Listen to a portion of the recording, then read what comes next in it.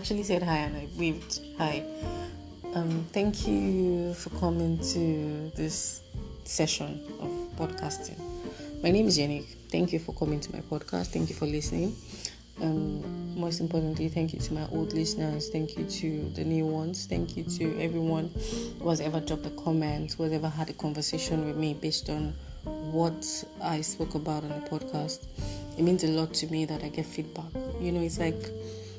It's very odd that I speak to myself because I talk to myself a lot. It's a weird thing. And then I talk to myself this much and then someone on the internet sees or hears it and then comes back to speak to me about it and has a conversation with me about what I've said. And sometimes it turns to a very long conversation. Sometimes it's very short. Sometimes it's just one comment, one line, one compliment, and I appreciate every single one of them. Especially to this guy who particularly reposted my tweet about the podcast, the particular episode, with asking people to listen because I have a very particular Yoruba accent. That guy, thank you so much. I don't know who you are, but I really appreciate you. Thank you so much. Because I particularly like sounding interesting, not sonorous, but then listenable. I like to believe that my voice is bearable. You can at least listen to my voice and not cringe. Also, I'm very particular about staying very original in the way I talk and sound, and the way that I want my person, who I am, to reflect in how I speak, which is part of who I am is Yoruba. So, I like to believe that my accent should somehow just come to the surface, and I was so glad that some random guy on the internet picked that up, and thank you so much. Anyway, thank you again to everyone, and this podcast doesn't come up all the time because, like I said, I was trying to do 11 episodes, make sure that it goes viral, or not viral, but gets popular a little bit to my satisfaction before I continued another season. Just turned into a random thing. I just started doing this randomly. I'm still trying to make sure that this ones go as far as I want, or the vision board I have in my head, before I start taking it the next level. Well, thank you anyway for staying with me throughout. You guys are amazing. Every single play that my podcast gets lifts my heart 100 times over. Whatever. Thank you. So today we're talking about lying to oneself and decluttering your mind. So I'll just get right into it. This is what spurred this topic. Let me just mention that I always talk about topics that I know about, that I've researched about, or that are personal to me, things that I know and can actually speak about. Those are the things that I speak about. So when I speak, sometimes the things that I personally can relate to, or things that were spurred by my experiences. So that's it. So this particular topic is one of those. I was speaking to a friend a while back, and she said, I think that what you like in relationships is a little bit of control. And I looked at her what's this girl saying? I don't like control. I've not seen myself as a girlfriend or a lover that would want to be in control, because I don't know, I'm such a baby sometimes, And then recently someone said the same thing, that I think that you're very controlling in relationships, not in life, definitely not in life, but in romantic relationships, and a little bit manipulative, because when you're controlling, of course, you kind of just had a little bit of manipulation to make sure that you actually get your way. And I'm like, okay, so second opinion. And then there's some other opinions that sound like that. They're not exactly that, but they sound like that, do you want to be in charge now or something? And then actually when you put it all together, it comes up as, Funke, you like to be in control. And sometimes it's a bad thing when we're talking about relationships. And so, this is the problem. When I first heard this comment, I brushed them aside. I told myself a complete lie that that's not who I am. Of course, I'm not trying to control anybody's child. I'm not trying to be a controlling girlfriend or to be all hands on deck or to be harsh or whatever these claims are trying to be. Also note that as people, we like to believe that the version of ourselves that we tell ourselves that we are is the true version of who we are. I don't know if that makes sense. What I'm trying to say is, we like to believe that what I tell myself Funke is, what I Funke sees Funke as, is who Funke is. So I stand in front of a mirror and I tell myself, Funke is a fat girl who looks like a baby elephant. That is a very nice person. And she's just all around smiles and all of that. And then I want to project onto the world that is exactly who I am. And so whatever anybody says, I just keep telling myself, see, that's not true. What they're saying is not true. Funke is a fat girl that looks like a baby elephant. That is a very nice person. And you keep repeating those things to yourself and you believe that is who you are. I was just joking about the baby elephant thing, but I was just joking. You get my point. But the point is, sometimes, and I know that people always support this idea that believe in yourself. Who you say you are is who you are. It doesn't matter other people's feelings about you. But that is not true. That is an absolute lie. And that is the first point of lying to yourself. The truth is, we are not living in a bubble. Everyone has interactions with every other person or people, friends, family, lovers, church members, colleagues, whatever. And you don't live in a bubble. So their reactions or their feelings of who you are or their beliefs or whatever actually matters because you're dealing with them daily. And if you constantly feel that you're a terrible person, but you keep telling yourself internally that you're a great person, doesn't change the fact that everybody around you feel you're a terrible person. And at some point, it's going to break because their force, the belief that they have is going to be a force that's going to be higher than what you believe in yourself to be, and there's going to be a breaking point. And that's when you say people are just nasty and mean to me and they just think that I'm this and they keep talking bad about me and that's not nice. But sis, have you ever thought about the things that they say about you? Do you think it's possible that these things are true? And can you fix it? So, back to my story. When I first heard that I was a little bit controlling, and the second time as well, I didn't take it seriously. I thought, that's not who I am. I'm a nice girl. If I'm going to date a guy, I'm going to be a very nice girlfriend. I'm going to be nice to him so that he does this, so that we are nice, it's a relationship and whatever happens, it's fine. I'm a great person. I'm not saying I'm not a great person. But what I'm saying is I started unclogging my mind, decluttering my mind, and pulling apart my reactions, my thoughts, my reactions, and every other thing that I had in romantic relationships recently. And I found that they're not actually lying. They're not even lying. Because in my personal life, I have a little bit of an OCD with planning, which means that by Saturday, not even Sunday, or sometimes by Friday night after coming back from work, I know exactly how my week would go the following week. I know what I'm going to wear from Monday through to Friday. I know what I'm going to eat most of the time. I know where I'm going to go. I know the people I'm going to meet if I'm going to meet anybody. I know how many times I'm going to go to the supermarket and how many times I'm just going to go straight home from work. I know how many times I'm going to stop on my way to work and buy snacks and the days I'm not going to do that from the previous Friday or latest Saturday morning. And unfortunately for my poor mind, if I cannot get it done by Saturday morning or by Sunday, the latest is Sunday, I'm freaking out in my mind. My mind is already fucked up and thinking something is wrong. You've not done this, so something is wrong. In fact, I have a weird routine. When I wake up in the morning and I'm going to work, I dress up, I leave the house. Every time I get to the bus stop, I open my Google Maps and I check.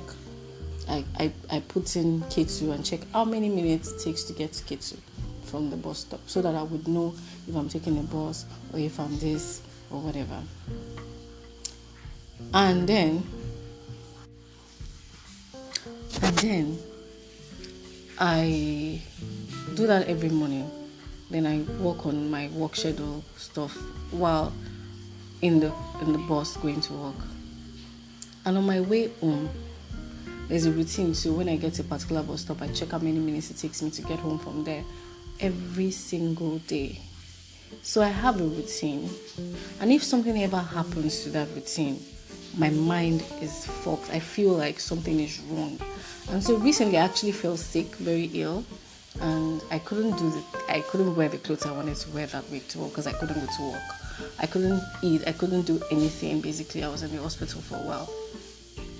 The thing is, my mind was raging throughout because my routine was no longer my routine. And it goes on into my life. I'm just giving you an example.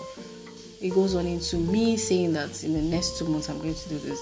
And if I cannot do that thing in the next 2 months, I have a problem. If I say that in the next 6 months, in the next 1 year, I'm supposed to be in this particular place, I'm supposed to have achieved this, and I don't achieve it, I have a very big problem with it. So, I hope you get like the idea of how obsessed I can be with planning, and sort of being in control of what goes on around me to an almost obsessive state. So, imagine the same me now being shocked when someone says, I think you're controlling the relationships. I'm like, no, I'm a sweet girl. Not like that. Really? How far-fetched is it that someone who likes controlling every other aspect of her life would also like to control a relationship that she's in? But because I had been lying to myself for so long, I'm such a sweet girl, such a perfectly sweet girl, it's not possible I'm trying to control anybody. But I took my time to, like I've been saying, declutter and then pick my actions one after the other and tell myself, have I actually been trying to control people? Have I actually been trying to control the situation? Like, for example, say actively that I am the one that wants to do this, so I'm going to make you do what I want because you're in a relationship with me. And I'm not actually saying that no, you must do what I want, but I'm using all the steps in the world to just make sure that you do what I want. And then when I do it, I'm like, yeah, that's cool. And when or if the things that I suggest that should be done are not done, I feel very dissatisfied. I feel very bad. I feel very unloved just because someone did not do what I asked. Not like I actually asked, but I used style to suggest and it wasn't done. But there's an expectation in my obsessive mind that I think that this boy should do this so that I can achieve this level of satisfaction. And if he doesn't do it, then he has deviated from the plan and then there's a problem. So, understanding that it's possible now that I have this problem, the first thing that I did was accept it. Yes, I notice that from my attitude now, these people might be right. I might be a little bit controlling. I might be very controlling. I might have come across as terrible in this aspect because I was telling myself all the while that I am great, I'm perfect, I'm not doing anything wrong. The guys are the ones hurting me, people are the ones hurting me, it's fine. But if I actually come down to it, have I been bad? Has my attitude upset one person or two in the past? Is my attitude bad, and should I fix it?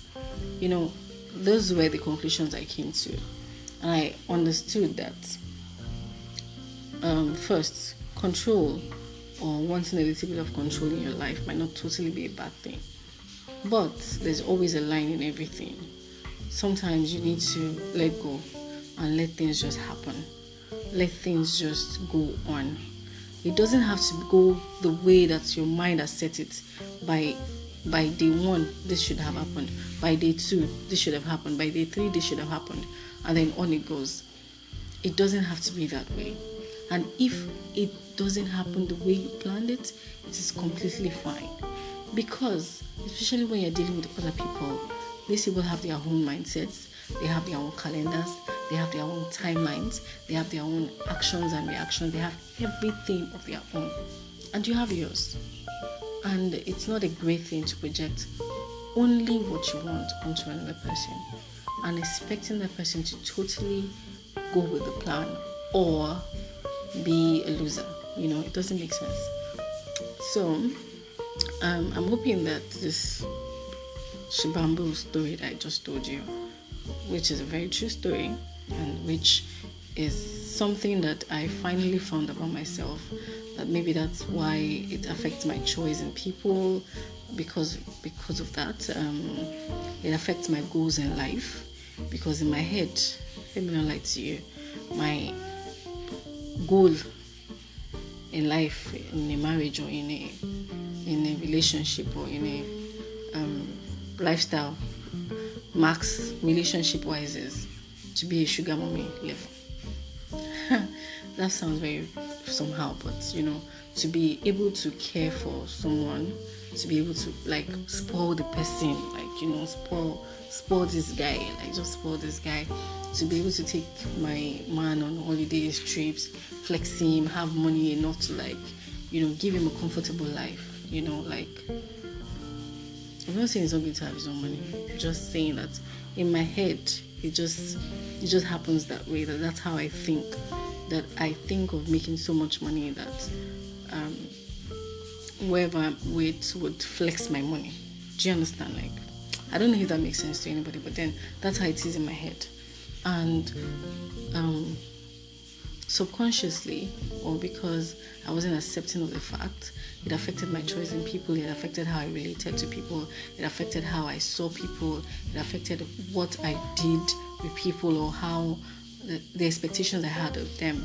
And when they were not meeting those expectations, when they were not supporting my goals enough, or when they were not doing something that was in my timeline, I just cut them off, or I just let it go. It's just that simple for me. And maybe that's not so great character. Maybe that's a flaw that I need to fix. And currently, yes, I've been in the tone of fixing it, not totally becoming lackadaisical and saying that. Did I say that right though? English professor. So, not totally becoming nonchalant or something, but understanding that control can be good, but control can also be bad. Understanding that sometimes I need to tone it down. Sometimes I need to understand I'm dealing with someone else here, and this person has the plan, and just let them lead.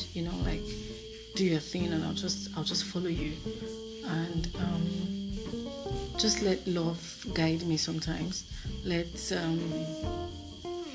emotions just happen. Don't pre-plan emotions.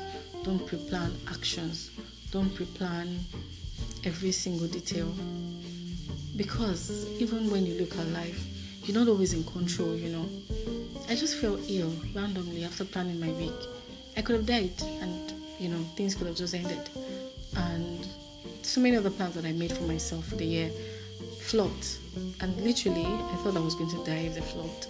I didn't die. I'm still here, and I'll still make other plans. And they might work, they might not work, but eventually I'll make plans that will work, and then everything will be fine, and all of that. There's no balance in life, and we cannot be seeking balance all the time, especially not constantly seeking balance from our own perspective, because we're dealing with other people. We don't live in a bubble. There are other people involved in this thing, and we need to understand and appreciate that. We need to take other people's opinions of us, put it into perspective, and act on it if they are the wrong ones. And when people actually give you compliments too, don't look down on yourself and say, hey, me, no, I don't deserve that. Actually, you do. You're a unicorn. You don't know what you're capable of doing. Someone somewhere is touched by your lifestyle, and when they say it, accept it. When someone also gives you a bad comment, go down, declutter, think about it. Is it possible that I'm doing this? Look at your life critically, and if you notice that you actually are capable of doing that, fix it. It's just that simple. So enough about that. Not enough, yeah. But in another light, I was giving this feedback about myself, relationship-wise, and I'm working on it.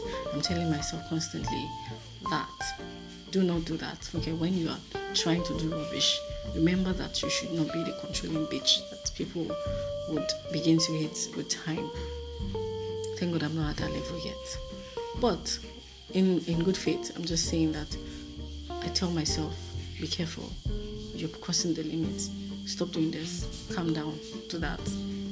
Also, I received a great comment recently from an old friend. She saw my status and she was like, every time she sees my status, that she sees my picture, she's always so happy. I'm like, why? Why are you so happy? And she said to me that she remembers when no one else believed in her, and no one else wanted to relate to her, and no one else wanted to be close to her. That was the only one. And I kept telling her that you would be fine. I kept encouraging her, and I kept being close to her, and I kept saying you'll be fine. And that's why every time she sees my picture, she always smiles, and she's always happy that I'm fine too, and that she's okay now. But she remembers when I was always telling her she'd be okay. Quite frankly, I can't remember when I ever told this girl that she'd be fine. I knew that we were friends, and yeah, there were rough times, but I just set it up fear. But the usual me could have said, no, I was just playing.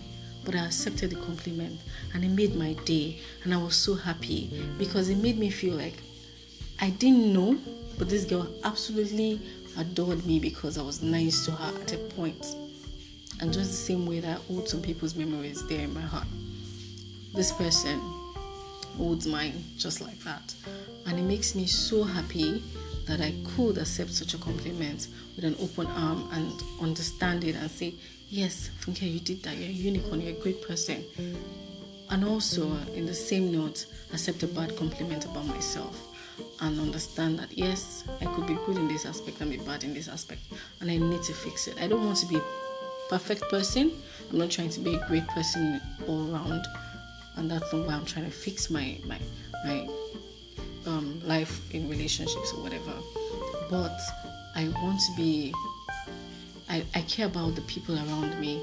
I care about how they feel about what I do, or my actions or inactions. And so I need to put them into perspective. If they feel that if I'm going to be in a relationship with someone, and for whatever reason, I'm going to be hurting or making that person upset with how I react to them, with my controlling attitude, I should just fix it. It's just that simple. Because then I would be fine. I would be thinking in my head I'm fine, but someone else out there might not like it. I might not be comfortable around me for that. So it's not a big deal to fix your attitude or to fix your flaws. It's a great thing actually. It means that you're empowered. It means that you're passionate about your life. You care about people so much that their feedback means a lot to you, and you can work on yourself based on their feedback. It doesn't mean that you're down. It doesn't mean that you're a terrible person. It doesn't mean that you're evil or whatever. When people say things to you and say, you did this thing to me and it's not nice, don't take that as a jab at your person and then completely just shut them out and say, no, they are evil people, so I'll just stay on my own lane. Do you understand? Pick it. Take the compliments. Take the negativity. Work on them. Check yourself. Declutter. Understand your mind. Meditate. Do whatever. Introspect. I like that word. introspection is very, very key in our lives. Introspect, think about everything, and begin to work on your flaws. Because you don't live in a bubble, the world around you actually matters. You need to work on things that people see about you that might be flaws. And I'm not saying always go and hug negative comments. No, that's not what I'm saying. I'm saying that when they come to you, think about it, introspect, and understand that if you can fix it, if it is something that you know that you've done, or you possibly, or it looks like something you've done, work on it, speak to other people and fix it. It's just that simple. Negative comments don't mean that negative comments should just be totally thrown out the window. We don't need to completely lie to ourselves every day. It's something that is healthy to think about your plans, to think about your life, to think about your actions as in relation to other people, and try to be the best that you can be. So yeah, with that, I end this beautiful episode. By the way, I don't know, I think I was sounding a bit like a sensei. My Yoruba accent is the problem. It's very deep. I don't know how to say it, but I feel like I sound like a sensei. SENSEI. That's what I'm trying to say. My Yoruba accent has gotten in the way. Anyway, I feel like I'm sounding like that, and it might come across as this girl tries to live a perfect yogi, whatever lifestyle, meditation, whatever person, inner peace lifestyle. But that's not true. Most of the time, my life is in chaos. Most of the time, I don't know what I'm doing. Most of the time, I'm sad, I'm unavailable, I'm crazy, I'm all over the place. I'm trying to do 100 things at the same time, and I actually get none of it done. Well, I get some of it done, but not enough of it done. And so nothing is perfect here. Nothing is perfect in my mind. Nothing is perfect in my life. But I'm on a journey. I'm on a journey of being better. I'm on a journey of being a better friend, a better lover, a better future mom, whatever, a better child, a better sibling, a better person in the universe, which is why I'm an environmentalist and a minimalist and all of those things. I'm just trying to be better, and I'm on a journey, and it might take a long time, but I'm constantly working on being better, and I'm very conscious of it. And so this is not me projecting perfection.